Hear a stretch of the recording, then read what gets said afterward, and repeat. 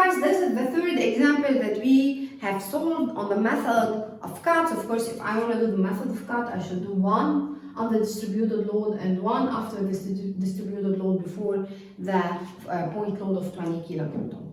Now here, guys, I should do the graphical method or the method of area. And of course, guys, I should start by the first step, which is to find the reactions at A and B. I have roller at A and a pin at B. Of course, here, since I have no horizontal force, then the normal force at A should be equal to 0. And if you do the same calculation, you will have that this should be equal to 133.75, and this should be equal to 206.25 kilonewton.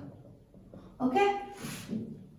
Now, guys, I will do the graphical method in order to find the shear diagram and the moment diagram by applying all the rules that we have talking about in the previous video. So, guys, basically, since I have here a point load that is upward, then I should have a jump for V by the same value of this 133.75. So I will go upward from x is equal to 0, 133.75 kilonewton. Now, guys, since I have a uniformly distributed load of constant intensity minus 40, then this means, guys, I know that the derivative of V or the slope of V is equal to minus omega. Alright, since omega is downward. Now this means, guys, that the slope of V should be equal to 40, and this means that V should be decreasing. I know, guys, that since omega is constant, then V should be a straight line, a decreasing straight line. Now, in order to draw the straight line, I should have 2 points. Of course, guys, I know that the first point is at 133.75. Then the second point could be any point over this distributed load. Now, I will choose point B, this point. And this point occurs at x is equal to 8. So what will be V? I know that V is decreasing. What will be V at x is equal to 8? Basically, guys, I know that delta V is equal to the algebraic area under omega, and since here omega is negative or it is downward, then delta V is equal to minus 40 times 8, which is equal to minus 320. Now, what is delta V? Delta V is this current V that I need to find minus this V, which is 133.75, and this is equal to minus 320. And this means, guys, that V will be equal to 6.25. So at this point, guys, V is negative and it is equal to minus 186.25. So let's draw the straight line, decreasing straight line, and this is my first part of V. Now at B, guys, I have now an upward force of 206.25, which means, guys, I should jump upward by the same value, and this means, guys, that this is the V. Alright, so V will jump by 206.25. It was minus 186, and this means, guys, that V will be plus 20. Okay, so 206 minus 186 is 20. So V will be plus 20 kilonewton. After B, I will not have any point load or any distributive load, which means, guys, that V will be constant until the point of C. Now, what do I have at C? I have a downward point load and I have a moment. Now, the moment will not change the equation of force.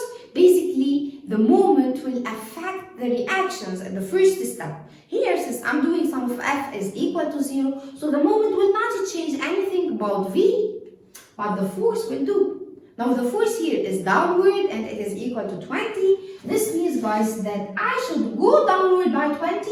I was plus 20. And then I'm going downward by 20, and this means that I will end up with 0, and this means that my shear diagram is correct. Now, how to do the moment? I know, guys, that the slope of the moment is equal to V.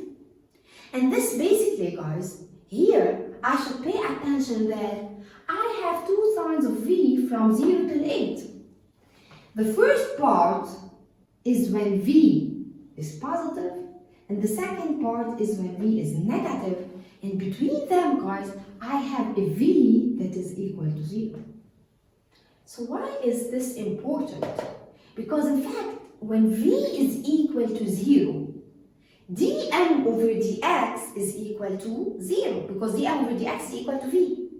And this means, guys, that I will have at this v a maximum or a minimum.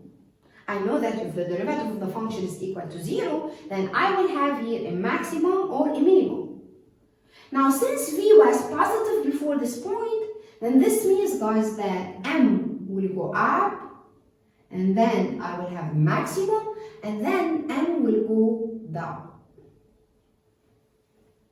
Alright?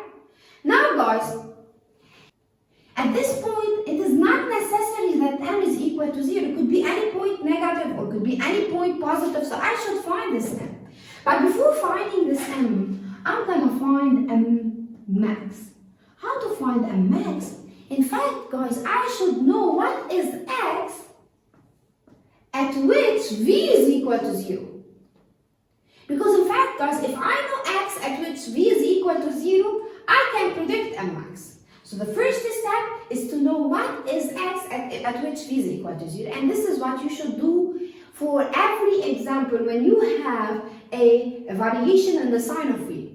So you can predict, guys, that since I have a variation of the sign of v, it is positive here, negative here, then I should have a v is equal to 0. I should find x because at this x, m is equal to max. Alright? So how to find x when v is equal to 0? Stop the video, think about it a little bit. In fact, guys, I need to find now x, and I know delta v. I know delta v.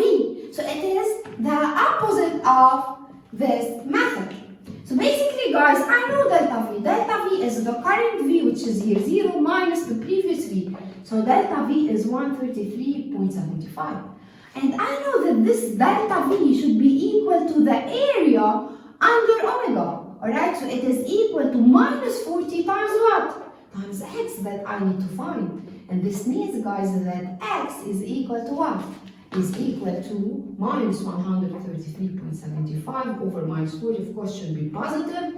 And this means, guys, that x will be equal to around 3.3. So at 3.3, m is max. Now, how can I find this m max? Of course, from the method of area, I know, guys, that delta m will be equal to this area right here. So delta m, okay, so let's write it here. Delta m will be equal to this area, which is the height, times x, which is 3.3 over 2. And this delta m will be m max minus 0, so it is m max. Of course, here, guys, I started by 0 because I have a pin. I don't have a fixed support to start by the reaction. And this means, guys, that m max will be equal to 223 kilonewton meter. So I know m max. Now I should know what is m at the point B. Alright? Now what is m at point B? Basically, guys, I should find this area. Okay, so since this is 3.3, then this should be, this line here will be 8 minus 3.3. So guys, basically, if you apply the same method, m current minus m max is equal to 8 minus 3.3 times minus 186.25 over 2. Then you can find, guys, this m, and this m will be equal to minus 210. Okay?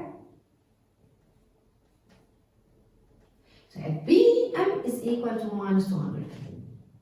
Now, guys, after B, V is constant and it is equal to 20. Since V is constant, then m should be a straight line because m is the integration of V.